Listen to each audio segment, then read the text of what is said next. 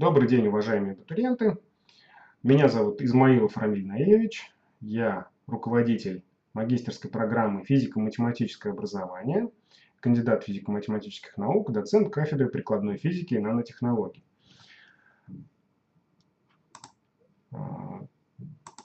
Экзамен в магистратуру будет проходить онлайн в системе LMS. Он состоится 3 августа в понедельник с 10 до 15:00. Вам будет выслан индивидуально логин и пароль, по которому вы заходите и проходите тестирование, начиная с 10:00 до 15:00. При этом необходимо зайти в систему как минимум в 14:00. Время экзамена 60 минут. Имейте в виду, что пересдача при этом не предусмотрена. Дается только одна попытка для сдачи экзамена. Сам экзамен проводится в форме тестирования и оценивается по 100-бальной шкале. Время проведения, как уже говорил, 60 минут. По форме самого тестирования вам дается 30 вопросов,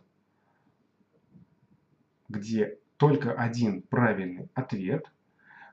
Из 30 вопросов 15 приходится на раздел физика и 15 вопросов из раздела математика. Значит, перечень разделов для подготовки по физике. Значит, следующие разделы вам необходимо повторить. Это механика, молекулярная физика и статистическая механика, электродинамика и оптика, атомная физика и квантовая механика, физика атомного ядра и частиц. По разделу математика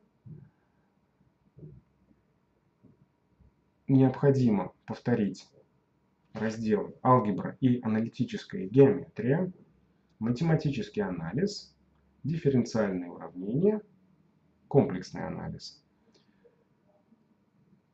Сами тесты уровня сложности выпускных курсов бакалавриата, они рассчитаны как на выпускников педагогического вуза, так и технических вузов. В целом они несложные. Вся литература, необходимая для подготовки, указана в программе вступительного экзамена.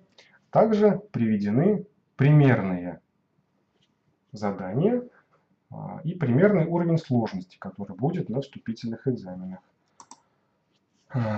Если вам требуется дополнительная информация о проведении